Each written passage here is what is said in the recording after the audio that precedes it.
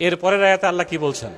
ইয়ামহাকুল্লাহুর রিবা, 275 নম্বর আয়াত সূরা বাকারা, বাসায় যেয়ে পড়ে দেখবেন। আল্লাহ বলছেন অবৈধ, ইলিগাল, ম্যাল প্র্যাকটিস, সুদ, ঘুষ, মদ, জুয়ার মাধ্যমে তোমার যতগুলো অ্যাসেট প্রপার্টি হবে আমি আল্লাহ এগুলোকে ধ্বংস করে দিই। আল্লাহ যে অবৈধ সম্পদ ধ্বংস করে এটা কি আপনারা 5 তারিখে বুঝছেন না বোঝেন নাই? ঢাকা শহরে মার্সিডিজ গাড়ি 5 কোটি টাকা দাম, 7 কোটি টাকার গাড়ি পড়ে আছে, মালিক নেই। মঈনুদ্দিন ফখরুদ্দিনের সময় একজন কাস্টম অফিসার আমাকে এসে বলছিল, আপনি ইসলামী ব্যাংকের ম্যানেজার, আগে কেন আপনার সাথে পরিচয় হলো না? আমি নিজ হাতে 3 বস্তা টাকা বুড়িগঙ্গা ফেলাই দিয়ে আসছি। কারণটা কি? এই টাকাটা অবৈধ, ওই গাড়িটা অবৈধ। শুধু তাই না, যারা যুগে যুগে আল্লাহর বিধানের পরিবর্তে নিজের মন মতো করে চলাফেরা করতে চায়, নিজের মতো করে সান্ত্বনা খোঁজে, আল্লাহ তাআলা বলছেন এই সমস্ত ফ্যাসিস্ট, এই সমস্ত স্বৈরাচার, এই সমস্ত মানসিকতা সম্পন্ন লোকদেরকে আমি ধ্বংস করে দিই।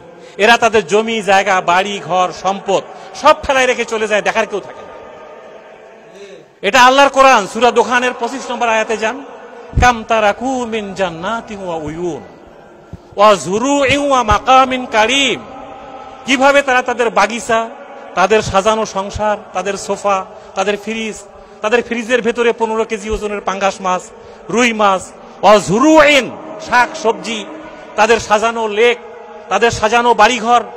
মাকামিন কারীম হচ্ছে জমকালো বিলাসী বাসভবন, যেখানে তারা থেকে ঘুমিয়েছে, নাটক করেছে, অভিনয় করেছে, মদ খেয়েছে। ওয়ানামাতিন কানু ফিহা ফাকিহিন, ওয়ানামাতিন কানু ফিহা ফাকিহিন, এবং সেখানে তারা আনন্দ করত। প্লিজ আপনারা এদিকে মন দেন, এটা ঘটনা ঘটতেই পারে, প্লিজ আপনারা আমার কথাটা শুনেন একটু। যে যারা যুগে যুগে নিজের মন মতো করে চলে, তারা তাদের বাড়ি ঘর, সম্পদ, বাগ বাগিচা, রিসোর্ট, এরপরে তাদের মদ খাওয়ার জায়গা, বিলাসী ভবন সব কিছু ফেলায় রেখে তারা চলে যায়। শুধু তাই না, আল্লাহ তাআলা বলছেন কাযালিক, এইভাবে জীবনের 15 বছর কাটে, 9 বছর কাটে, 50 বছর কাটে, 10, 20 বছর কাটে। ওয়া আওরাসনাহা কওমান আখারিন, আমি আল্লাহ অন্য একটা, যখন এই ব্যক্তি, এই সমাজ, ওই সরকার, ওই স্বৈরাচার যখন চূড়ান্ত সীমানায় চলে যায়, আমি আল্লাহ তাআলা তাদেরকে ময়লার পলিথিনের মতো ডাস্টবিনে থ্রো করে দেই, এবং ওইখানে আরেকটা শক্তিকে আমি ক্ষমতায় নিয়ে আসি। আমি নমরুদকে 1000 কোটি কোটি বিলিয়ন ট্রিলিয়ন টাকার সম্পদ, কিন্তু আমি একটা ছোট্ট মশা দিয়ে মেরে ফেলেছি। একইভাবে আল্লাহর ঘর ধ্বংস করার জন্য যে আবরাহা তার বিশাল বাহিনী নিয়ে গিয়েছিল, আমি ছোট্ট একটা পাখির পায়ের মধ্যে একটা বুটের দানার থেকেও ছোট্ট একটা দানা দিয়ে আমি সব চূর্ণ বিচূর্ণ করে দিয়েছি। কাসফিম মাকুল, তারা হয়েছে একবারে ভুসির মতো, যেখানে পাথরটা যার গায়ে পড়তো সে নিশ্চিহ্ন হয়ে যেত, তাকে খুঁজে পাওয়া যেত। একইভাবে আল্লাহ তাআলা আমাদের দেশেও দেখার তৌফিক দিয়েছে, বলেন ঠিক কিনা? আমার কাছে মনে হয়েছে আয়াতগুলো মনে হয় 6 তারিখে নাজিল হয়েছে। আল্লাহর কোরআন যে জীবন্ত কথা বলে, এটা তো প্রমাণ। এই জন্য আল্লাহ বলছে ইয়ামহাকুল্লাহুর রিবা। বাবা, তুমি বুঝতে পারতেছ না, তোমার অবৈধ সম্পদ আমি আল্লাহ ধ্বংস করব। কেমনে করব তুমি টের পাবা না। আমরা কি 5 তারিখ সকালবেলায়ও বুঝতে পারছিলাম যে এরকম একটা ঘটনা ঘটতেছে? কেউ বোঝে নাই। কোত্থেকে অলিতে গলিতে আবাবিল পাখিরা দৌড়ে আসলো আল্লাহ ভালো জানে। পিপিলিকার মতো অনেক আলেম ওলামা বলতেছেন যে এটা আল্লাহর পাঠানো বাহিনী, এর মধ্যে কোনো সন্দেহ নেই। সুবহানাল্লাহ। যেখানে দুপুর 12টা পর্যন্ত আমি দেখেছি মিরপুরে একেবারে সাজানো ট্যাঙ্ক, কামান, পুলিশ, বিডিআর, এরপরে র্যাব, তারপরে আর্মি, হঠাৎ করে 1 ঘন্টার মধ্যে অলিতে গলিতে মানুষ কিভাবে লক্ষ লক্ষ মানুষ রাস্তায় নেমে আসলো আমরা কেউ বুঝতে পারতেছি না। এটা আল্লাহ তাআলার কোরআন জীবিত। আল্লাহ বলছে যখন এই মানুষ সীমা অতিক্রম করে, জুলুমের চূড়ান্ত সীমায় চলে যায়, আয়না ঘরের মতো একেবারে নিরপরাধ মানুষগুলোকে তারা একেবারেই ফাঁসির মঞ্চ পর্যন্ত নিয়ে যায়, এরকম নিরপরাধ মানুষগুলোকে উপর জুলুম করার সীমানা যখন চূড়ান্ত সীমায় চলে যায়, আমি আল্লাহ তাদেরকে ডাস্টবিনে ময়লা ফেলাবার মতো থ্রো করে ফেলাই দেই। 45 মিনিটের বেশি আমি সময় তাদেরকে দেই না। ওমা কানু মুনজিরিন, ইন্তেজার করার কোনো সময় আমি দেই না তাদেরকে। তাহলে কি আমরা এখনো অন্যায়ভাবে আমাদের সম্পদ আহরণ করব? না, প্লিজ সুদের ব্যাপারে আল্লাহর নবী বলছেন 70 প্রকারের গুনাহ। এর সবচেয়ে ছোট গুনাহটা হচ্ছে নিজের মায়ের সাথে ব্যভিচার করা,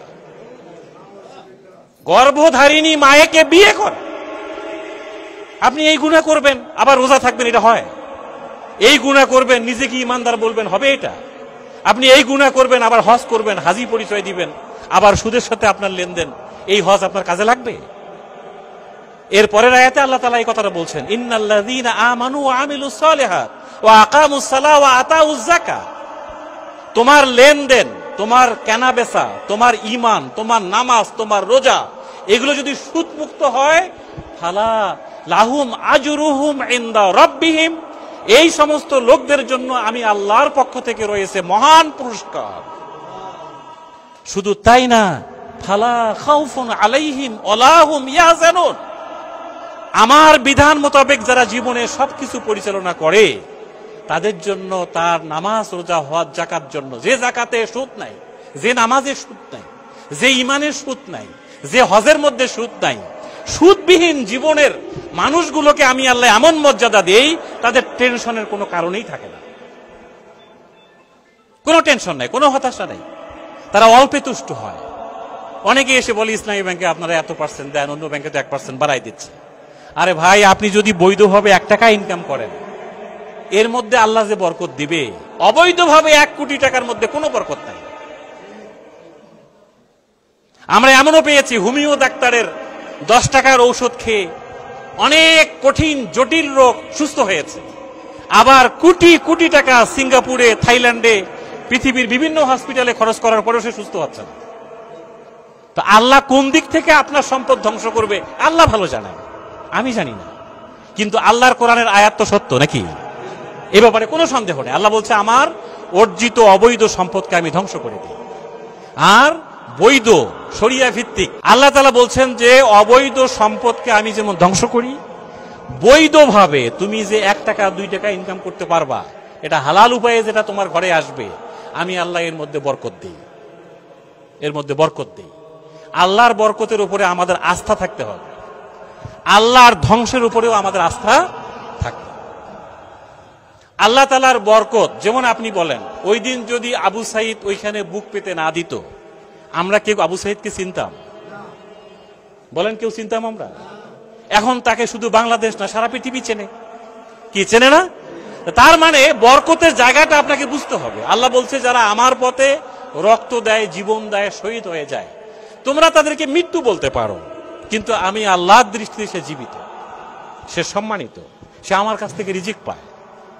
তাহলে মৃত্যু আবু সাঈদ থেকে, জীবিত আবু সাঈদের থেকে মৃত্যু আবু সাঈদ বেশি শক্তিশালী না? বেশি বরকতপূর্ণ না? বেশি পাওয়ারফুল না? এই কথাটা বুঝার বিষয়, এটা জানার বিষয়, এটা আমাদেরকে বুঝতে হবে। এর পরের আয়াতে আল্লাহ বলছে যে আমি যে সুদ নিষিদ্ধ করলাম, তারপরেও যদি তুমি সুদ খাইতে থাকো, তাহলে আমার আল্লাহর সাথে তোমার যুদ্ধের ঘোষণা। নাউজুবিল্লাহ। ফাআযানু বিহারবিম মিনাল্লাহি ওয়া রাসূলি। সম্মানিত ভাইরা, এই আয়াতগুলোকে সামনে রেখে আমাদের এই ব্যাংকটি প্রতিষ্ঠিত হয়েছে। এ কারণেই এখানে যত চোর ডাকাত ঢুকছে, যত ঝড় এসেছে, যত বন্যা সাইক্লোন আসছে, সব কিছুর মোকাবেলায় আল্লাহ তাআলা ইসলামী ব্যাংককে হেফাজত করেছে। আমি নিজে এই ব্যাংকের কাজে দেশের বাইরে 6 বছর, 6.5 বছর কাজ করেছি। আমি মিডিল ইস্টে 6.5 বছর এই ব্যাংকের জন্য কাজ করেছি। আমরা দেখেছি মানুষ আল্লাহর ঘরের, কাবা ঘরের গিলাপ ধরে আল্লাহর কাছে দোয়া করে, রব্বুল আলামিন এই প্রতিষ্ঠানটাকে তুমি হেফাজত করো, কারণ এখানে কোরআনের আয়াতের সঙ্গে জড়িত। তো আমি আপনাদেরকে আজকে অ্যাজ এ ম্যানেজার এতটুকু বলতে চাই, আমরা যেদিন জন্ম নেই আমাদের কানে কিন্তু শরিয়া ভিত্তিক আজান দেওয়া হয়েছে, বলে হয়েছে না? একজন পুরুষ মানুষের একটা জায়গায় যে শরিয়া ভিত্তিক মুসলমানি করানো হয়, আপনার আকিকা করানো হয়েছে, আপনাকে শরিয়া ভিত্তিক একটা পর্যায়ে যে বিয়ে শাদীর ব্যবস্থা করা হয়েছে, একটা পর্যায়ে যে আপনার শরিয়া ভিত্তিক দাফন এবং কাফন হবে, বলেন ঠিক না? জানাজা হবে আপনার। তাহলে মাঝখানের এই সময়টুকুতে আপনার লেনদেন, ব্যবসা, চলাফেরা, এগুলো কি শরিয়া ভিত্তিক হওয়ার দরকার নাই? এটাই সূরা জাসিয়ার 18 নম্বর আয়াতে আল্লাহ তাআলা বলছেন।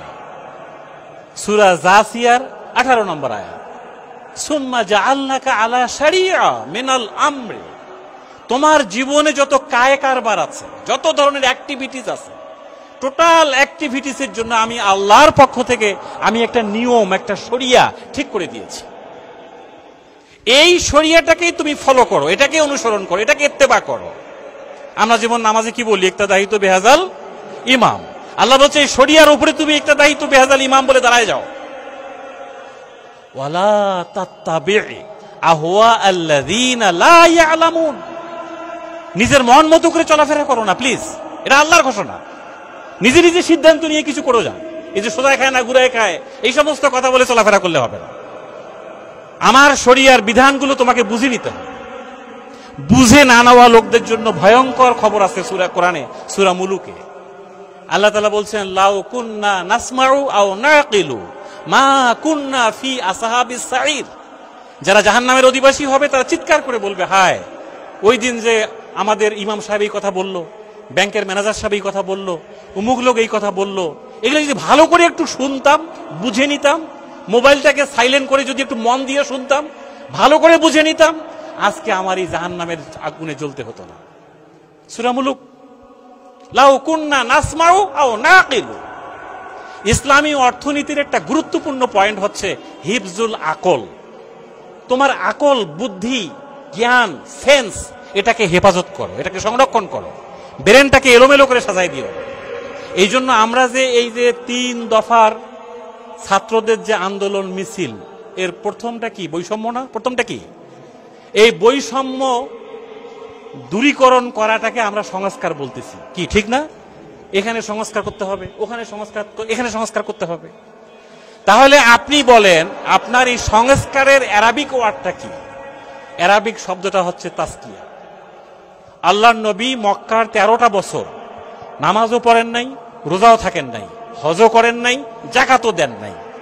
একটা কাজ 13 বছরে মক্কাতে হয়েছে, সেটা হলো সংস্কার, সংস্কার, সংস্কার, তাসকিয়া, তাসকিয়া, তাসকিয়া। মানুষের ব্রেনে যে জঞ্জালগুলো আছে, সুদ বোঝে না, হালাল বোঝে না, হারাম বোঝে না, প্রফিট বোঝে না, এই ব্রেনটাকে সংস্কার করাই 13 বছর আল্লাহর নবী এই কাজ করেছে। এবং আমরা সারা জীবন আমাদের মসজিদগুলোতে সানি খুতবায় একটা আয়াত শুনি, ইন্নাল্লাহা ইয়ামুরু বিল আদল ওয়াল ইহসান ওয়া ইতাইযিল কুরবা ওয়া ইয়ানহা আনিল ফাহশাই ওয়াল মুনকার ওয়াল বাগি ইয়াইযুকুম লাআল্লাকুম তাযাক্কারুন। কি জুমার নামাজ পড়েন তো আপনারা নাকি? আয়াতটা কি মনে পড়ছে? এই আয়াত যখন পড়া হয় তখন আমাদের মুসল্লিরা মনে করেন নামাজ শেষ, খুতবা শেষ, এখন দাঁড়ায় যেতে হবে। কি কথা ঠিক না? খুতবা এখন শেষ, এখন দাঁড়ায় যেতে হবে, এখন নামাজ শুরু হবে। কি আছে আয়াতের মধ্যে? গত 1500 বছর ধরে মসজিদে নববী থেকে শুরু করে পৃথিবীর সকল মসজিদে এই আয়াতটা পড়া হয়, আমরা কেউ জানি না এটা কি বলা হইতেছে। কিন্তু ওই রংপুরের আবু সাইদ যখন বলল যে না, এটা সংস্কারের কথা বলা হয়েছে, এখানে তাসকিয়ার কথা বলা হয়েছে, বৈষম্যের কথা বলা হয়েছে। এখানে দেখেন 3টা পয়েন্ট আছে, একটা হলো বৈষম্য, একটা হলো ন্যায় বিচার, একটা হলো মানবাধিকার। আমরা কি ছেলেরা কি মিছিল করলো? আমরা ন্যায় বিচার চাই, উই ওয়ান্ট জাস্টিস। এরপরে তারা কি বললো? আমরা মানবাধিকার চাই। এখানে অধিকার নাই, কথা বলার স্বাধীনতা নাই। এই যে আমরা এখন কথাগুলো বলতেছি, এগুলো কিন্তু আমরা গত 2 মাস আগেও বলতে পারিনি, কথা ঠিক না? তা এই যে মানবাধিকার, এরপরে জাস্টিস, ন্যায় বিচার, এরপরে আপনার বৈষম্য, এই 3টা কথাই ওই আয়াতটার মধ্যে আছে। আল্লাহু আকবার। আল্লাহ তাআলা নির্দেশ দিচ্ছেন যে ইয়ামুরু, এটা কিন্তু কোনো ওয়াজ না, এটা আল্লাহর নির্দেশ, এটা প্রজ্ঞাপন জারি করে এক্সিকিউট করতে হবে, এটা আইন, পার্লামেন্ট এটা পাস করতে হবে। 1 নম্বর কি? ন্যায় বিচার। 2 নম্বর হলো সদাচার। 3 নম্বর হলো মানবাধিকার। দেখেন, তাহলে বাংলাদেশে যদি সুদ চালু থাকে, আপনি বলেন সুদী সমাজে কোনোদিন বৈষম্য দূর হইতে পারে? না, হবে না। সুদ একটা মানুষকে আকাশচুম্বী বিল্ডিং বানায় বসবাস করায়, আর একটা মানুষকে রেল লাইনের প্ল্যাটফর্মের নিচে ঘুমাইতে দেয়। তো যে সমাজে মানুষ প্লাস্টিকের নিচে ঘুমায়, আর কিছু মানুষ মানে 60, 80, 90, 100 প্রকারের খাবার খায়, এই সমাজে কি বৈষম্য কোনোদিন দূর হইতে পারে? একমাত্র ইসলামী অর্থনীতি বলছে যে এই অর্থনীতি চালু হলেই কেবল সমাজে বৈষম্য দূর হইতে পারে। তাহলে আসুন আমরা এই যে এখন সময়টা পেয়েছি, আমি মনে করি যে এই সুযোগটা আল্লাহর পক্ষ থেকে দেওয়া। এই সুযোগের সদ্ব্যবহার যদি আপনারা না করেন, আমরা না করি, আল্লাহ তাআলা আর একটা জালেম, আর একটা জগদ্দল পাথর আপনার উপর এমন ভাবে চাপাই দিবে, আপনি আমি মুক্ত হইতে পারবো না। বলেন ঠিক না বেঠে? এই জন্য আসুন আমরা আজকে সিদ্ধান্ত নিই, আমরা ন্যায় বিচারের স্বার্থে, মানবাধিকারের স্বার্থে এবং আমাদের বৈষম্যের বিরুদ্ধে আমরা ইসলামী অর্থনীতি কায়েমের আন্দোলনে নিজেকে নিয়োজিত করি ইনশাআল্লাহ। আমি অনুরোধ করতে চাই, এখানে যার অ্যাকাউন্ট নেই আপনারা ইসলামী ব্যাংকে অ্যাকাউন্ট করুন। এই ব্যাংকটা প্রতিষ্ঠিত হয়েছে এই কারণে, শুধুমাত্র ইসলামী অর্থনীতি, জাকাত ভিত্তিক অর্থনীতি সমাজে চালু হলেই সমাজে ন্যায় বিচার প্রতিষ্ঠিত হবে, সমাজে বৈষম্য হারিয়ে যাবে, মানুষ একে অপরের সাথে ভালোভাবে কথা বলবে, আচরণ ঠিক হয়ে, ব্যবহার ঠিক হয়ে যাবে। এবং ইসলামী অর্থনীতির অন্যতম পয়েন্ট হচ্ছে অন্ন, বস্ত্র, শিক্ষা, চিকিৎসা, বাসস্থান, যেগুলো আমাদের সমাজের সমস্যা। গুটি কয়েক মানুষ হাজার হাজার কোটি টাকার মালিক, বাকি মানুষ কিন্তু এখনো অসহায়। কি বলেন ঠিক না? এই অসহায়ত্ব, এই বৈষম্য, এই অবিচার, অনাচার দূর করার জন্য আসুন আমরা সবাই মিলে আমাদের সমস্ত লেনদেনগুলো এখন থেকে আমরা ইসলামী ব্যাংকে করবো ইনশাআল্লাহ। আমরা সুদের বিরুদ্ধে জিহাদ ঘোষণা করতে চাই। আমরা অলিতে গলিতে, পাড়ায় পহল্লায়, সকল আত্মীয় স্বজন, দেশে বিদেশে সবার কাছে ইসলামী ব্যাংকের দাওয়াত পৌঁছাতে চাই। ইসলামী ব্যাংক যে কাজটা করছে, ডিপোজিট নিচ্ছে আপনার কাছ থেকে, এই ডিপোজিটটাকে আমাদের মুদারাবা বলে। মুদারাবা, ইসলামী শরীয়তে এটার নাম কি? মুদারাবা। এই মুদারাবা কনসেপ্টে আমরা ডিপোজিট গ্রহণ করি। এই জন্য এখানে যে লাভগুলো দেই, এই লাভের টাকাটা আমরা শরিয়া ভিত্তিক ভাবে ইনকাম করি। কিভাবে করি? আমরা বাই মুআজ্জাল, বাই মুরাবাহা, বাই সালাম, বাই ইস্তেসনা নামে ইসলামী শরীয়তে কিছু মুড আছে, পদ্ধতি আছে। ওই পদ্ধতিগুলোতে টাকাটাকে আমরা বিনিয়োগ করে যা লাভ হয়, এই লাভের টাকাটা মুদারাবা কনসেপ্টে মানুষকে আমরা বিলি করে দিই। যে কথাটা এক ভাই আমাদের প্রশ্ন করেছে, আমাদের নবী মুহাম্মদ রাসূলুল্লাহ সাল্লাল্লাহু আলাইহি সাল্লাম বিয়ের আগে খাদিজা রাদিয়াল্লাহু তাআলা আনহার সাথে কিন্তু ব্যবসা করেছেন। খাদিজা আমাদের মা, তিনি ফান্ড দিয়েছেন, আল্লাহর নবী ব্যবসা করেছেন। এখানে খাদিজা হলো সাহিব আল মাল, আল্লাহর নবী হলেন মুদারিব। এই মুদারিবকেই বর্তমান বাংলা ভাষায় উদ্যোক্তা বলে।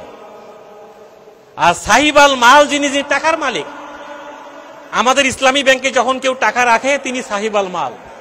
এই টাকাটাকে আমরা ব্যবহার করি উদ্যোক্তা হিসাবে, মুদারিব হিসাবে, এবং আমরা কোনো হারাম জায়গায় টাকাটাকে ব্যবহার করি না।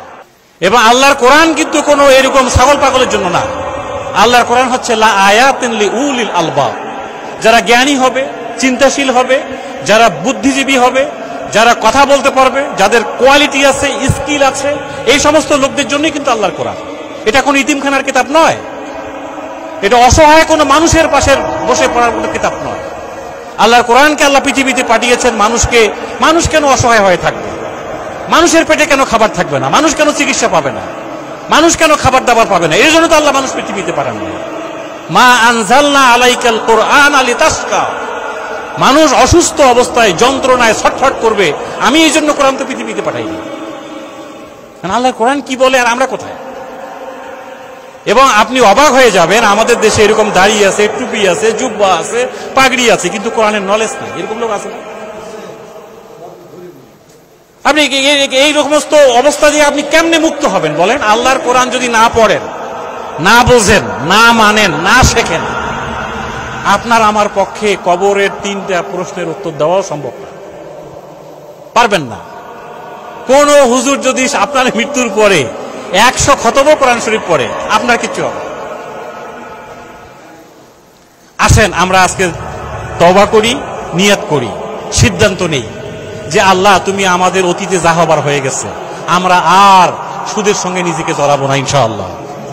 আমরা আমাদের আত্মীয় স্বজন, পাড়া প্রতিবেশী, সারা দুনিয়াকে আমরা জানাই দেব যে আমরা সুদের বিপরীতে ইসলামী শরিয়া ভিত্তিক লেনদেন, ব্যাংকিং সবকিছু করতে চাই। পারবো তো ইনশাআল্লাহ? ঠিক আছে। এরপরে আমরা যে এখানে অ্যাকাউন্টগুলো করি, আপনার সেভিংস অ্যাকাউন্ট, এরপরে টিডিআর, ডিপিএস, এরপরে এফডিআর, যা কিছু করি এটা সব মুদারাবা কনসেপ্ট। এবং আমাদের কারেন্ট অ্যাকাউন্টগুলো হয় আল ওয়াদিয়া কনসেপ্ট। এই মুদারাবা, আল ওয়াদিয়া, বাই মুআজ্জাল, বাই মুরাবাহা, বাই সালাম, বাই ইস্তেসনা, এই শব্দগুলো সব আরবি শব্দ। আপনি কি মসজিদে এগুলোর উপরে কোনো আলোচনা শুনেছেন? আমাদেরকে দাওয়াত দিয়ে আমরা শুনাই দিয়ে আসবো। এগুলোর উপরে কথা বলা খুবই জরুরি, খুবই জরুরি। আমরা ভুলে গিয়েছি, আমরা এখন সকাল সন্ধ্যার আমল করি। একদিকে সুদ খাই, আর একদিকে সকাল সন্ধ্যার কিছু আমল বানাই ফেলছি। দেখেন আপনারা সূরা নাসর সবাই পড়েন, ইজা জাআ নাসরুল্লাহি ওয়াল ফাত। আল্লাহ তাআলা বলছেন যখন দিন কায়েম হবে, আল্লাহর বিজয় যেদিন আসবে, এই বিজয়ের পর থেকে তুমি ফাসাব্বিহ বিহামদি ওয়াস্তাগফির, এই কাজগুলো করো। কিন্তু এখনো দিনের বিজয় হয় নাই, ইসলামী অর্থনীতি পরিপূর্ণ কায়েম হয় নাই।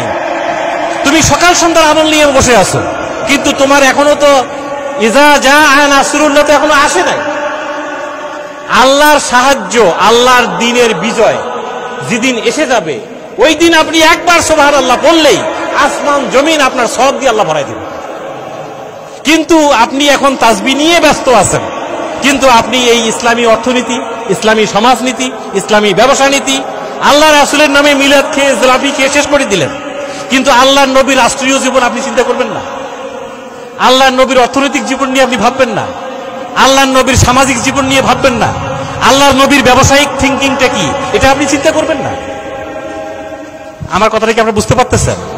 আসুন আমরা আজকে আল্লাহর নবীর ব্যাপারে আল্লাহ তাআলার কথা, লাকাদ কানা লাকুম ফি রাসূলিল্লাহি উসওয়াতুন হাসানাহ, তোমার জীবনের প্রত্যেকটি কায় কারবারে তোমাদের আদর্শ হচ্ছেন মুহাম্মদুর রাসূলুল্লাহ সাল্লাল্লাহু আলাইহি সাল্লাম। তো এই রাসূলের কোন কোন আদর্শ গ্রহণ করব?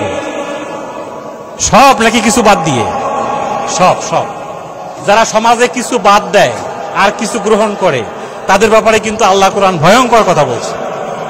ফামা জাযা, কোনো পুরস্কার নাই তার জন্য যারা কিছুটা মানে আর কিছুটা মানে না। যেখানে আপনি রিস্ক মনে করতেছেন, ঝুঁকি মনে করতেছেন, এই কাজ করতে গেলে রক্ত দেওয়া লাগে, জীবন দেওয়া লাগে, শহীদ হওয়া লাগে, না, আল্লাহ বলছে এগুলোর মধ্যেই বরকত। আসুন আমরা আমাদের টোটাল ডিপোজিট, লেনদেন, ডিপিএস, হজ অ্যাকাউন্ট, সেভিংস অ্যাকাউন্ট সব কিছু এখন থেকে আমরা ইসলামী ব্যাংকে করবো ইনশাআল্লাহ। সমস্ত অবৈধ লেনদেন আমরা আজকের থেকে বন্ধ করে দিতে চাই। দেখেন আপনার আমার হায়াত কিন্তু বেশি দিন নাই, দেশ সরকার এগুলো আসবে যাবে, এগুলো থাকবে, কিন্তু আপনাকে আমাকে আমার নিজের স্বার্থে, আমার কবরের স্বার্থে, আমার জান্নাত জাহান্নামের স্বার্থে আমাকে সিদ্ধান্ত নিতে হবে যে আমার টোটাল লেনদেন আমি শরিয়া মোতাবেক করব। আল্লাহ তাআলা আমাদের সকলকে এই বিষয়গুলো বুঝার তৌফিক দান করুন, এর উপরে আমাদেরকে এলেম জ্ঞান অর্জন করার তৌফিক দান করুন, এবং আজকে আমাদের এই বসাকে আল্লাহ কবুল করুন। কিয়ামতের কঠিন ময়দানে আপনি যখন আজান দিচ্ছে, কিছুক্ষণ পর জোহরের নামাজে দাঁড়ায় যাব, আজান হচ্ছে এখন, একজন জবাব দেন, আপনি জোহরের জামাতে যখন দাঁড়ায় যাবেন, তো আপনি কি ইমাম সাহেবকে জিজ্ঞাসা করবেন যে হুজুর আপনার উজু আছে কিনা? কি বলবেন নাকি কেউ? আমরা কোনোদিন এই কথা বলি নাই। আপনার বাসায় পর্দা টর্দা হয় কিনা আপনি জিজ্ঞাসা করছেন কোনোদিনও? না। আজান দিছে, একটা দায়িত্ব বেহাজাল ইমাম বলে দাঁড়ায় গেছে, ইমাম যদি উজু ছাড়া নামাজ পড়ায়, কিয়ামতের মাঠে কি আল্লাহ আপনাকে ধরবেন, ইমাম সাহেবকে ধরবেন? আমরা 1983 সাল থেকে আজান দিচ্ছি, 83 সাল থেকে, যে আসেন এই জায়গাটা সুদ মুক্ত। এই আজানে সারা দিয়ে আপনি একটা দায়িত্ব বেহাজাল ইমাম বলে দাঁড়ায় যান। যদি ইসলামী ব্যাংক সুদ খায়, কোনো ভুল করে, এই দায়িত্ব তো আল্লাহ আপনাকে ধরবে না, ওই ইসলামী ব্যাংকের চেয়ারম্যান আর ম্যানেজারকে ধরবে। কি কথা ঠিক না বেঠে? এটাকে ঘুরাই ফিরাই উল্টাপাল্টা কথা বলে লাভ নেই। ইসলামী ব্যাংকের ম্যানেজার, ইসলামী ব্যাংকের চেয়ারম্যান, যারা মুয়াজ্জিনের কাজ করছে তাদেরকে আল্লাহ ধরবে। আপনি ছেড়ে দেন তাদের উপর, দিয়ে একটা দায়িত্ব বেহাজাল ইমাম বলে দাঁড়ায় যান। তারপরেও যদি কোনো প্রশ্ন থাকে, আমি আপনাদেরকে দাওয়াত দিচ্ছি, আসেন বোটবাজার শাখায়, আমি 3 তলায় বসি, আপনাদের বিস্তারিত কথা আমি শুনতে চাই, কিন্তু কোনোভাবেই আমরা সুদের সঙ্গে নিজেকে জড়াবো না ইনশাআল্লাহ। আল্লাহ তাআলা আমাদের সকলকেই আজকের এই বসাকে কবুল করুক, আমাদের জীবনের সমস্ত গুনাহ খাতা আল্লাহ মাফ করে দিক, অতীতের সমস্ত গুনাহ যা করেছি আল্লাহ মাফ করে দিক। এখন থেকে আমরা আমাদের টোটাল লেনদেনগুলো ইসলামী ব্যাংকের সাথে করার তৌফিক দান করুন। আমা তৌফিক ইল্লা বিল্লাহ। আসসালামু আলাইকুম ওয়া রাহমাতুল্লাহ।